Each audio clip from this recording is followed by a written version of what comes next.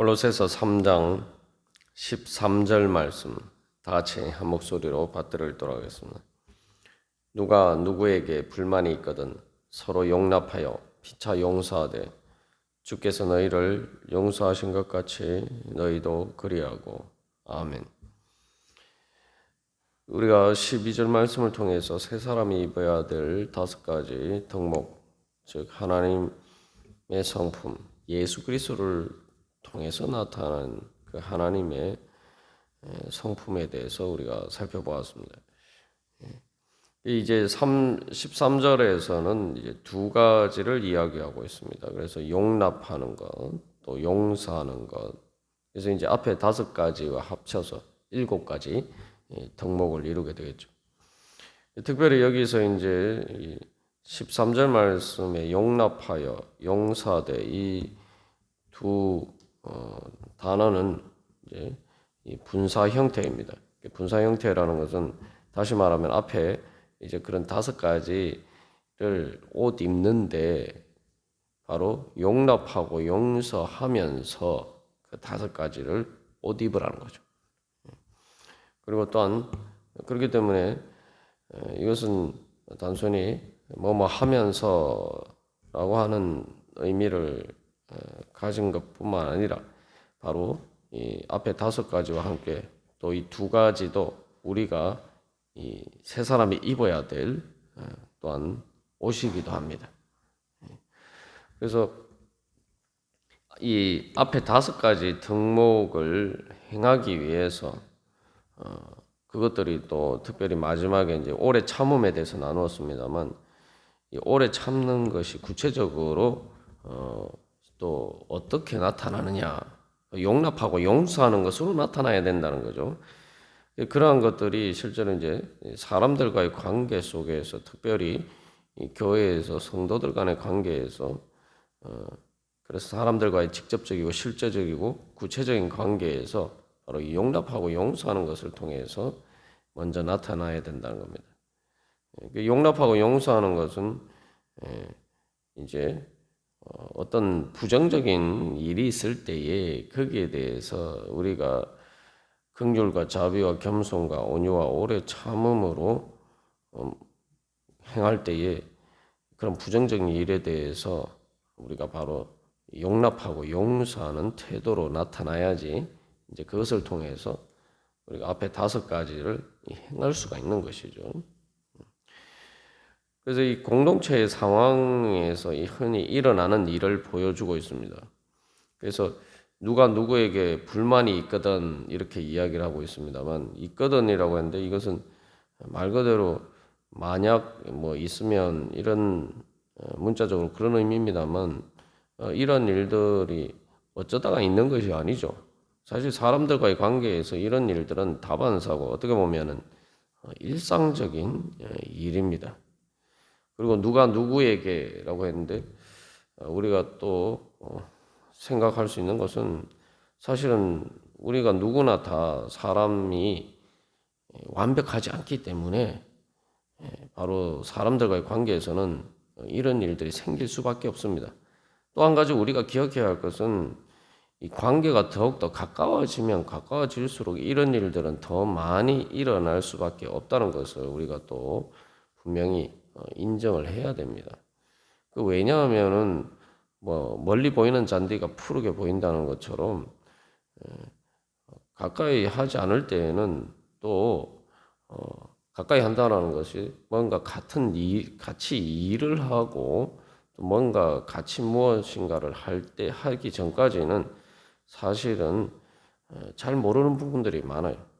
그러나 이 같이 뭔가 가까이 관계를 맺고 특별히 같이 무엇인가 함께 일을 할 때에는 이런 일들이 분명히 이제 드러나게 되어 있죠. 그래서 우리가 이런 것들을 이상하게 생각할 것이 아니라 어떻게 보면은 당연하다. 왜냐하면 우리가 불완전한 인간이고 또 사람마다 또 성격이 다르고 또 스타일이 다르고 특별히 뭐 같이 이렇게 놀 때는 그래도 이제 문제가 덜한데 같이 이렇게 뭔가 일을 할 때는 이런 부분들이 더 많이 이제 드러나게 돼 있는 거죠. 그래서 앞에서도 이제 겸손에 대해서 이야기를 하고 있습니다만 그 나만 그렇게 다른 사람에게 불만이 있을 수 있는 게 아니다라는 걸 기억합니다. 다른 사람도 다른 사람들 보기에 나에게 대해서도 당연히 불만이 있을 수밖에 없어요. 뭐 자기만 완벽하고 다른 사람들 보기에 어떤 불만을 품을 만한 그런 일이 전혀 없이 자기는 완전하다 이렇게만 의도적으로 그렇게 생각하진 않더라도 다른 사람에 대한 불만만 생각하면은 우리가 이런 문제들이 해결되기가 어렵죠. 기본적으로 우리가 하나님 앞에서 겸손한 태도를 취할 때에 또한 사람들과의 관계에서도 우리가 다 서로 완전하지 않기 때문에 이런 일들이 있을 수밖에 없다라는 걸 인정해야 됩니다. 그래서 실제로 초대 교회에서도 성령 충만했다라고 하는데도 불구하고 바로 그 구제하는 문제에 있어서 헬라파 유대인들이 구제하는데 이렇게 빠져서 그 여러 가지 이제 불만들이 생기고 문제가 생기죠. 그래서 그러한 문제들을 해결하기 위해서 이제 일곱 집사를 세우는 그런 일이 있었습니다. 중요한 것은 이런 문제들 생긴 것 자체를 가지고 이런 문제들 자체를 가지고 우리가 문제를 삼을 것이 아니라 그것은 인간으로서 불완전한 인간으로서 당연하다고 받아들이고 우리가 이제 생각해야 될 것은 우리가 어떻게 그런 문제들을 해결해 나갈 것인가 이제 이런 관점에서 접근해야 됩니다. 자칫 잘못하면 어떤 문제가 있으면은 마치 그 문제 자체가 문제 자체만을 우리가 이야기를 하면서 마치 큰일 난 것처럼 그래서 그런 식으로 우리가 이제 불평불만할 때가 있습니다. 그러나 우리가 늘 기억해야 할 것은 만약 하나님께서 우리가 문제가 있는 우리들에서 완전하지 않고 아직도 불완전하고 여러 가지 흠이 많은 우리들을 보실 때에 하나님께서는 그 문제를 보시는 것이 아니라 어떻게 하면은 우리에게 긍휼과 자비를 베풀어 주셔서 어떻게 온유하심으로 오래 참으심으로 우리의 문제들을 고쳐주시고 해결해 주실 것인가? 하나님은 그런 관점에서 이제 우리를 바라보시죠. 그래서 이제 13절에 가장 중요한 조건은 주께서 너희를 용서하신 것 같이 너희도 그리하라 라고 이야기하고 있는 것입니다. 그래서 이제 여기 이제 불만이라고 할 때 이 불만이라는 것은 불만이라고 번역된 말은 흠을 잡다라는 그런 말에서 나왔어요. 그래서 흠이나 비난할 만한 일이라 또 불만하는 만한 일. 그래서 어떤 다른 사람의 실수 때문에 일어나는 그러한 다른 사람들의 실수나 다른 사람들이 잘못한 것에 대한 이제 불만을 이야기합니다. 그래서 이러한 것들은 서로가 이제 그럴 수도 있죠. 그렇게 되면 이제 또 여러 가지 다툼이 일어나는 또 원인이 되기도 하고 또 일방적인 문제일 수도 있어요. 일방적인 문제라는 것은 어떤 사람이 미성숙한 그런 행동을 해서 또 부적절한 행동을 해서 또 우리가 흔히 말하는 것처럼 개념 없는 그러한 행동을 통해서 다른 사람들을 힘들게 만드는 이제 그런 일들을 의미합니다. 그래서 이제 우리가 흔히 이제 교회 그런 문제들을 볼 때 이런 불만들이 생길 때 우리가 이제 세상적인 표현을 따르면 정말 이게 피곤하고 짜증나고 내가 왜 이런 것을 감당해야 되는가? 내가 왜 이런 것 때문에 힘들어야 되는가? 우리가 이제 그런 생각이 들 때가 있죠. 교회에서 특별히 이제 성도들 간의 관계에서 당연히 이런 생각이 들 때가 이제 종종 있을 수가 있습니다. 특별히 이제 아무 일을 안 할 때는 앞에서도 이야기한 것처럼 아무 일을 안 할 때는 이런 일이 별로 있을 수가 없지만 내가 뭔가 하나님의 일을 하고 주님을 섬기고 또한 그것을 통해서 다른 사람들을 또 전도도 하고 또 뭐 양육하고 이런 일들을 하다 보면은 이런 일들이 이제 비일비재하게 일어나게 됩니다. 그래서 이런 일들에 대해서 이제 용납하고 용서라라고 권면하고 있습니다. 그래서 이 먼저 용납한다라는 것은 용납한다는 건 문자 자체로 이제 그 어원은 안에 가지다. 그래서 안에 이렇게 품다라는 그런 이제 의미가 되죠. 그래서 이것은 어떤 일을 기다리고 또 멈추고 저지한다. 또 이런 의미를 가지고 있어요. 그게 무슨 말이냐면은 내가 어떤 불만이 있을 때에 쉽게 말하면 앞에서 이 마지막에 5가지 덕목 중에 마지막 중에 오래 참고 내가 기다리고 내 분노를 표출하고 화를 내고 분노를 표출하고 그것 때문에 내가 그대로 반응하는 것이 아니라 그 부정적인 일에 대한 나의 부정적인 반응을 멈추는 거죠. 멈추고 또 그것들이 우리에게 사실은 이제 부담이 되고 짐이 되는데 그러한 것들을 그냥 내팽개치는 것이 아니라 그런 것들을 내가 계속 감당하고 감수하는 것을 의미합니다. 그래서 이제 아주 뭐 쉽게 이제 예를 들어 보면은 어떤 우리가 아이를 양육할 때 이렇게 생각해 보면은 이게 아이를 양육할 때 전형적인 일이 바로 이 용납하는 일이죠. 그 아이가 어리석고 미숙하게 행동을 하는 것은 당연한 일입니다. 아직 어리기 때문에. 근데 그것을 가지고 막 짜증내고 그렇다고 해서 뭐 우리가 흔히 요즘 뭐 뉴스에서 종종 접하듯이 뭐 어린이집이나 유치원에서 그런 어린이 아이들을 학대하고 그렇게 하면은 이제 그게 이제 용납과 정반대되는 의미죠. 그래서 이 용납한다는 것은 바로 그러한 일들에 대해서 내가 부정적인 그러한 일들에 대해서 내가 불만을 생길 수밖에 없는 그런 일들에 대해서 내가 그 부정적인 반응으로 응답하지 않고 그 부정적인 반응을 멈추는 것을 이야기합니다. 근데 이건 단순히 봐주는 것이 아니라 이제 안에 가지다라는 의미인 것처럼 이 끌어안는다는 또 의미를 가지고 있어요. 그래서 어린이를 양육할 때 용납하는 것에 대해서 우리가 예를 들어 보았습니다만 사실은 뭐 어린이집에서 어린아이들이 뭐 그렇게 말을 안 듣는다고 해서 막 짜증이 나고 뭐 그럴 때가 있겠죠. 그런데 그런 일에 대해서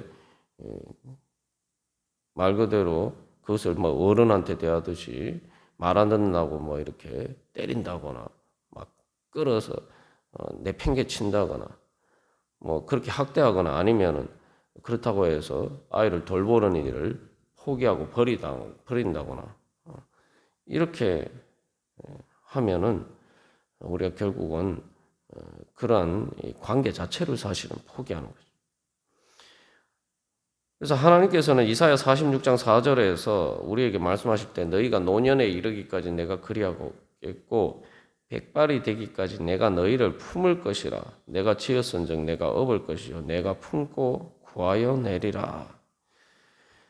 여기서 이제 그런 것들과 정반대되는 하나님의 용납하시는 모습이 잘 나타나 있어요. 그래서 내가 너희를 백발이 되기까지 내가 너희를 품을 것이라 하는데 품을 것이라는 말이 바로 여기 이제 용납한다는 말과 이제 같은 단어로 번역이 되어 있습니다. 그래서 용납한다는 것은 단순히 봐주는 것이 아니라 내가 사랑으로 품어 안는 것입니다. 그러면 우리가 이제 용납할 수가 있는 거죠. 그래서 용납하는 것을 단순히 참는다. 우리가 이제 그냥 그런 이제 관점에서만 생각하면은 우리가 용납할 수가 없습니다. 용납한 것은 마치 부모가 어린아이가 아직 미숙하고 어리석고 그렇게 해도 그것들을 사랑하는 마음으로 그래서 오히려 그렇게 미숙하고 부족한 모습들을 봤을 때에 불쌍히 여기는 마음이 있어요. 그리고 어떻게든 그 문제를 해결해주고 그 아이를 잘 돌봐줘서 이렇게 잘 자랄 수 있도록 해줘야 된다. 내가 그 문제를 고쳐줘야 된다. 그런 관점에서 또 온유와 관련해서 내가 그 사랑으로서 어떻게든 그 아이를 바르게 양육해야겠다.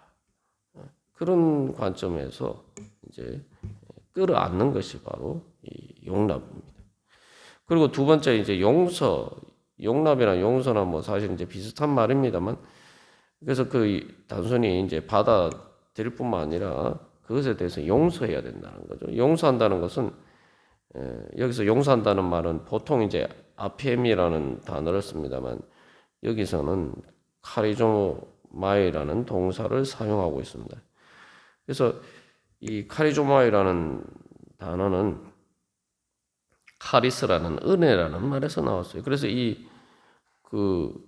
여기서 용서하다라는 이 말은 은혜를 베풀다라는 말과 이제 의미가 될 수도 있습니다.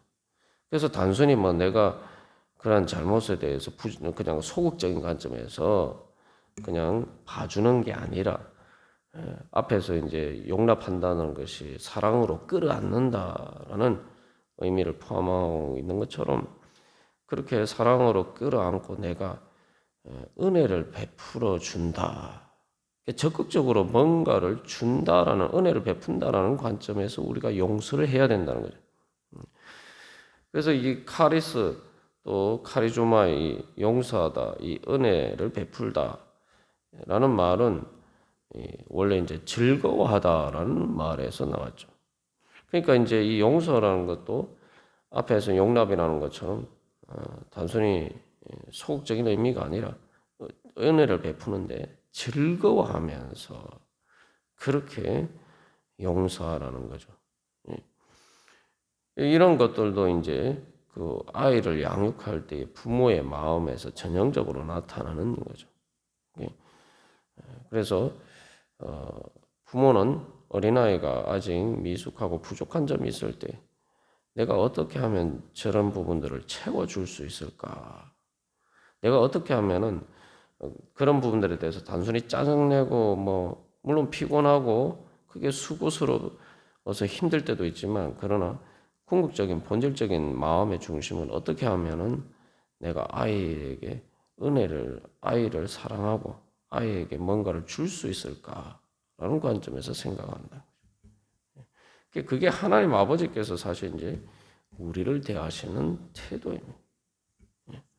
우리가 그런 은혜를 받았고 또 그래서 우리가 또한 그렇게 행할 때에 하나님께서 주시는 은혜가 우리를 통해서 흘러가게 됩니다. 또 단순히 이제 다른 사람을 위해서뿐만 아니라 우리가 한 가지 기억해야 할 것은 내가 용납하고 용서할 때에 우리가 세상에서 이런 불만이 생길 수밖에 없는 그런 문제 때문에 우리의 마음이 평안을 잃어버리지 않고 오히려 우리의 그것을 통해서 내가 하나님 앞에 기도하면서 그 사람을 위해서 기도하고 그 사람을 또 품어 안는 가운데 오히려 또 우리가 또 그 사람에게 어떻게 하면은 그 사람에게 은혜를 베풀까 이러한 관점에서 우리가 접근하다 보면은 우리 안에 그런 불만이 생길 수밖에 없는 문제에서 우리 자신을 지킬 수 있고 또한 그러한 일들에 대해서 우리가 오히려 하나님의 은혜의 통로가 되어서 우리의 마음이 그러한 모든 것들 때문에 상처를 받는 것이 아니라 오히려 우리 하나님 앞에서 치유가 되고 또한 그러한 은혜를 베풀어 줄 수 있는 그러한 또 말 그대로 이 즐거워할 수 있는 그러한 기쁨 가운데에서 사랑할 수 있는 그러한 마음의 자리에 설 수가 있습니다. 그렇게 되면은 사실은 이게 용납하고 용서하는 것이 다른 사람을 위한다는 것이 이전에 사실은 하나님께서 나에게 주시는 은혜죠. 세상에서 이런 일은 피할 수가 없는데 우리가 그것을 바로 이렇게 용납하고 용서할 수 있는 하나님 그런 은혜 주시옵소서. 우리가 그것을 위해서도 기도해야 돼요. 이게 하나님의 명령이기도 하고 또 우리의 기도 제목이기도 합니다. 그렇게 될 때에 바로 우리가 이 세상에 모든 불만이 있을 수밖에 없는 상황 속에서 오히려 그런 모든 것들을 이기고 요셉이 고백한 것처럼 악을 선으로 바꾸는 그런 하나님의 역사가 우리를 통해서 나타날 줄로 믿습니다. 다 같이 기도드리시겠습니다.